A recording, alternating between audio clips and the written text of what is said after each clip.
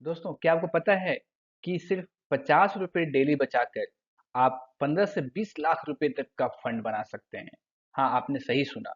यानी आपकी एक कप चाय और कुछ फास्ट फूड पे जो की गई खर्चे को सेव करके आप 15 से 20 लाख रुपए तक का फंड क्रिएट कर सकते हैं, अगर आप स्मार्ट इन्वेस्टिंग की तरह से इन्वेस्ट करते हैं तो। मिडिल क्लास फैमिलीज के लिए ये एक गेम चेंजर हो सकता है दोस्तों। मैं जानता हूँ कि आपके घर का बजट टाइट है, ईएमआई, स्कूल फी, किराया और रोज के खर्चे, लेकिन छोटी बचत एक बड़ी वेल्थ क्रिएट करती है दोस्तों। आज मैं आपको एक सिंपल कैलकुलेशन, एग्जाम्पल और राइट इन्वेस्टमेंट ऑप्शन के साथ दिखाने वाला हूँ कि सिर्फ 50 रुपए रोज की आदत से कैसे आपकी फाइनेंशियल लाइफ इंप्रूव हो सकती है।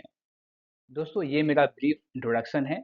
अगर आप मेरे बारे में जानना चाहते हैं तो वीडियो को पॉज करके मेरे बारे में पढ़ सकते हैं।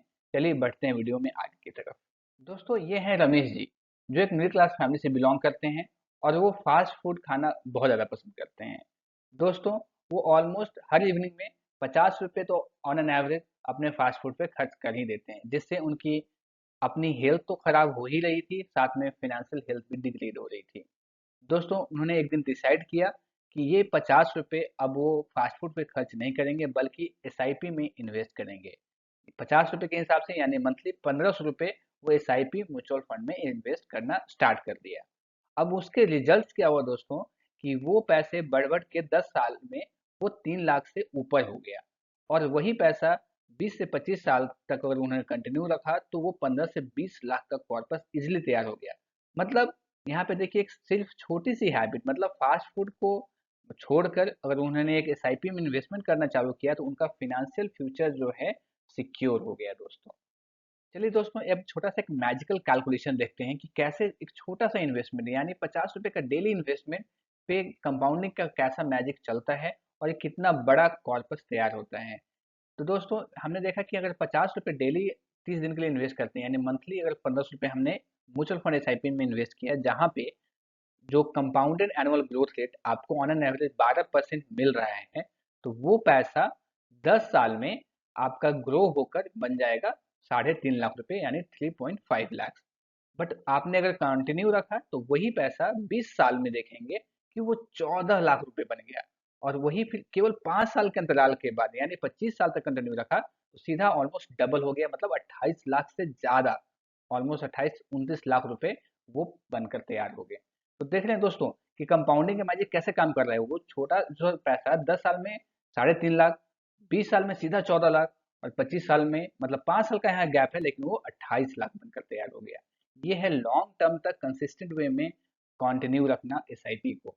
तो ये देखा दोस्तों, छोटी सी इन्वेस्टमेंट कितना बड़ा कॉर्पस तैयार करके आपको दे रहा है। दोस्तों, अब आप सोच रहे हो कि इन्वेस्ट कहाँ करें।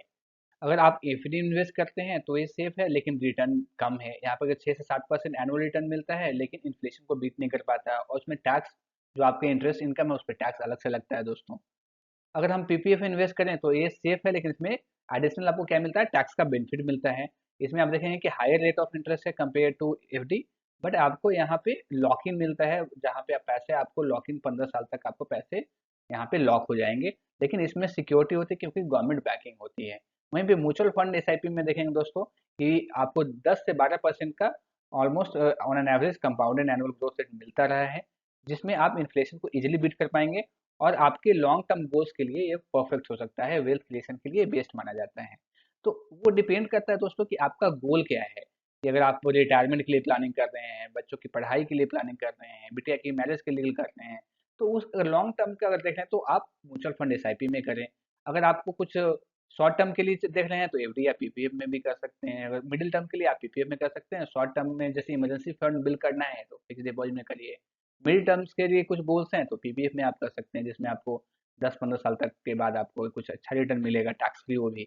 लेकिन अगर आप लॉन्ग टर्म तक एक वेल्थ क्रिएशन करना चाहते हैं, एक बड़ा अमाउंट क्रिएट करना चाह रहे हैं, जिसमें आप एक 20-25 या करोड़ रुपए आप देखना चाहते हैं अपने अकाउंट्स में, तो आपको म्यूचुअल फंड एसआईपी में इन्वेस्ट करना चाहिए, और वो भी जिसमें आप अपने रिस्क एपेटाइट को समझते हुए आप इन्वेस्टमेंट आपको करना चाहिए। दोस्तों, ये कॉमन मिस्टेक है जिसको आपको अवॉइड करना है। पहला, रोज का 50 रुपये कैजुअली खर्च खर्च कर देना, जैसे कि चाय हो गया, कोल्ड ड्रिंक्स पे, स्नैक्स पे, और सोचना कि इससे क्या ही हो जाएगा। मैंने ऑलरेडी कैलकुलेशन करके दिखाया है दोस्तों कि इससे क्या हो जाएगा, क्या क्या और कितना बड़ा हो जाएगा। दूसरा, पहले आपने जब भी इन्वेस्टमेंट करना है तो केवल एफडी पे डिपेंडेंट नहीं रहना है, क्योंकि मैंने बताया कि एफडी जब में आप देखते हैं कि आपको टैक्स और इन्फ्लेशन जब कंसिडर करते हैं तो आपका रिटर्न ऑलमोस्ट नेग्लिजिबल होता है।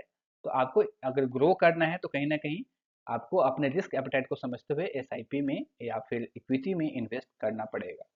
दूसरा क्या है दोस्तों, कि अपने इन्वेस्टमेंट को डिले करना, मतलब कि जब सैलरी बढ़ेगी तब स्टार्ट कर लेंगे, 50 रुपए से क्या ही हो जाएगा, बाद में कर लेंगे। लेकिन आपको मैंने दिखाया दोस्तों कि कंपाउंडिंग का मैजिक आपके टाइम पे कितना डिपेंड करता है। मैंने इसमें कैलकुलेशन में दिखाया था दोस्तों कि 20 से 25 साल में कैसे वो डबल हो जा रहे हैं पैसे आपके। तो वो जो कंपाउंडिंग का मैजिक है, अगर आप डिले करते रहेंगे इन्वेस्टमेंट का तो आप कभी भी उसको रियलाइज नहीं कर पाएंगे। तो आपको ये दो तीन चीजों का ध्यान रखना है कि छोटी छोटी बचत करते रहना है। आप अपने रिस्क एपेटाइट को समझते हुए अलग अलग एसआईपी जो आपकी रिस्क के अकॉर्डिंग हो उसमें इन्वेस्ट करना है। और दूसरा तीसरा बात कि आपको इन्वेस्टमेंट का डिले नहीं करना है, जितना पहले स्टार्ट करेंगे कंपाउंडिंग का मैजिक उतना ही आपके पैसे पे ज़्यादा वर्क करेगा। तो दोस्तों हमारा प्लान ऑफ एक्शन क्या रहेगा? पहला कि जो अननेसेसरी एक्सपेंसेस हैं डेली के उसको कट करना है ताकि हम डेली 50 रुपये सेव कर पाएँ।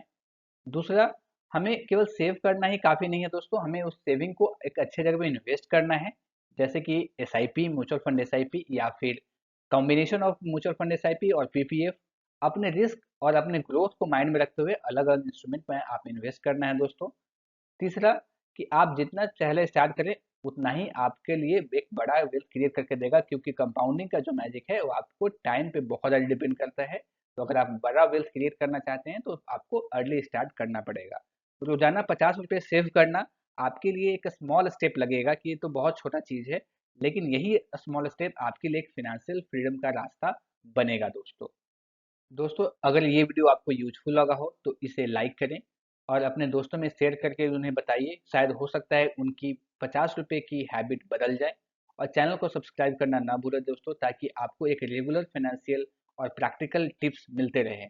और कमेंट में लिख के मेरे को ज़रूर बताइए दोस्तों कि आप अपना 50 रुपये कहाँ इन्वेस्ट करने वाले हैं। थैंक यू सो मच दोस्तों।